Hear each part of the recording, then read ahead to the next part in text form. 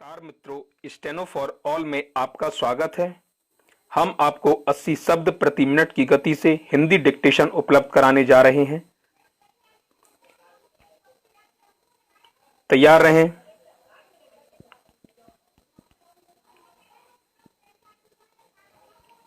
Ready, start. पूरी दुनिया चूंकि कोरोना वायरस से जूझ रही है, ऐसे में अर्थव्यवस्था कुछ समय के लिए नेपथ्य में चली गई है, लेकिन यह मान लेना भोलापन ही होगा कि अर्थव्यवस्था के नेपथ्य में चले जाने भर से आर्थिक समस्याएं भी ओझल हो गई हैं। फिल्म टाइटैनिक में नाविक ने जब कहा कि वह बर्फ की गंध महसूस कर रहा है, तब किसी ने भी उसकी बात पर विश्वास नहीं किया। आखिरकार जहाज हिमशैल आइसबर्ग से टकराकर डूब गया। हमारी अर्थव्यवस्था के अदृश्य हिमशैल कहाँ हैं? मैं यहाँ खुद को 3 बड़ी चुनौतियों तक केंद्रित रखूंगा। पहली चुनौती अंतर्राष्ट्रीय व्यापार पर कोरोना के असर की है। दुनिया के सभी देश कोविड-19 से प्रभावित हुए हैं, लेकिन उन पर पड़ा असर भिन्न भिन्न है।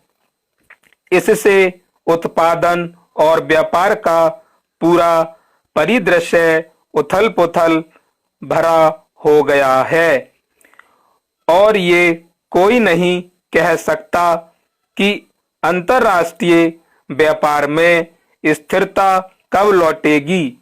सिर्फ एक उदाहरण लीजिए। कोरोना के कारण आयात में भारी कमी आई है, और निर्यात भी ना होने के कारण पिछले 21 वर्ष में पहली बार भारत के पास निर्यात सरप्लस है। लेकिन निर्यात के मुकाबले आयात में भारी कमी आई है, पर निर्यात के मुकाबले में आयात में ज्यादा कमी की यह प्रवृत्ति क्या स्थायी होगी? स्थिति सुधरने पर आने वाले दिनों में आवश्यक वस्तुओं का आयात होगा ही। फिर आने वाले दिनों में ये भी पता चलेगा कि निर्यात घटने से भारतीय अर्थव्यवस्था को कितना नुकसान हुआ। मुश्किल ये है कि सभी देश निर्यात सरप्लस की स्थिति को लंबे समय तक बरकरार नहीं रख सकते।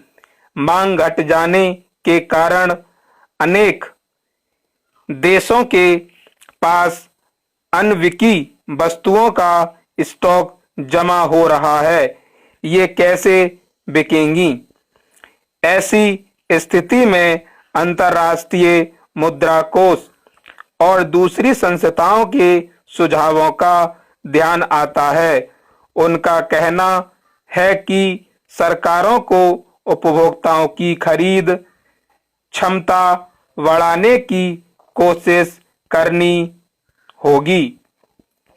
जाहिर है, खरीद क्षमता बढ़ेगी तभी बाजार में मांग बढ़ेगी, लेकिन सवाल ये है कि मौजूदा स्थिति में लोगों की खरीद क्षमता में वृद्धि कर पाना भला किस तरह संभव है? आगे बढ़ने से पहले मैं एक बिंदु पर ध्यान आकृष्ट करना चाहूंगा।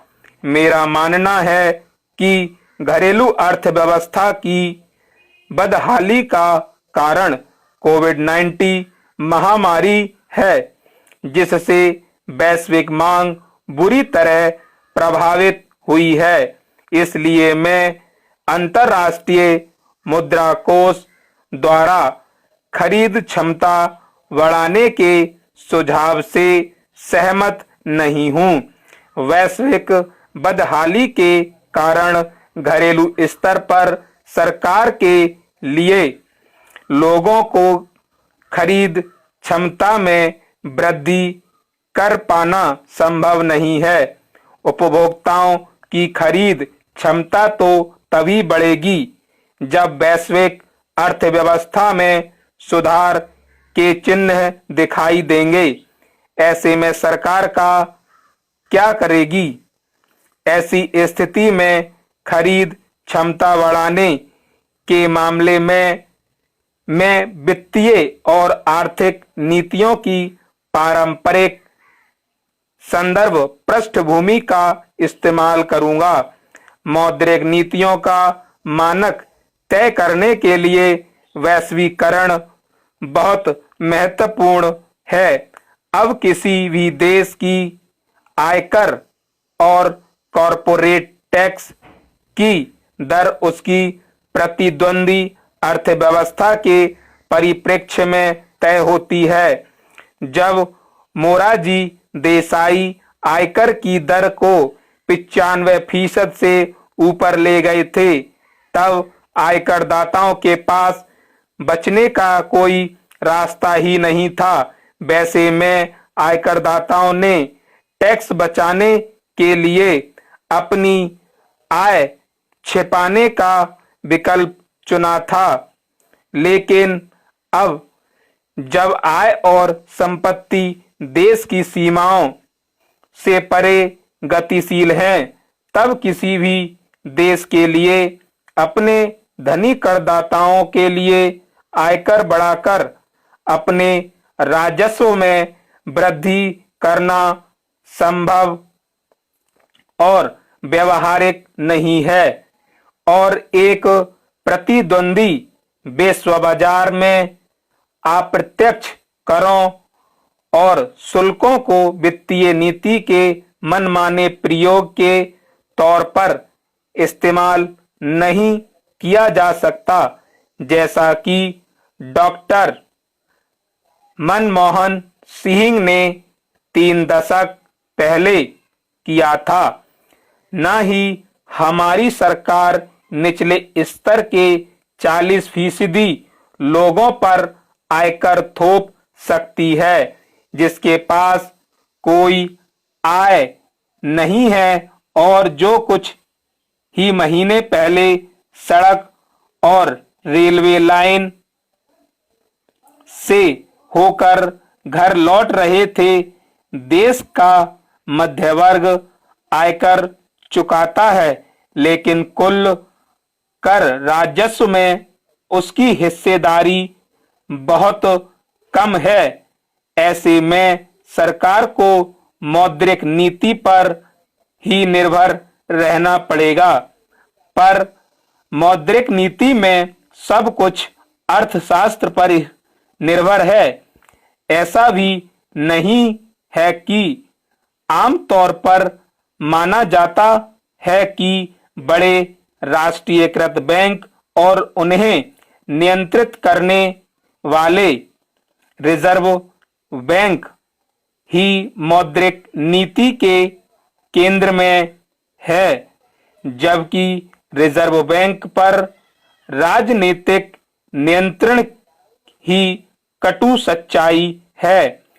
राजनेता इस देश के स्कूल, कॉलेज और कॉरपोरेट सेक्टर को भी नियंत्रित करते हैं।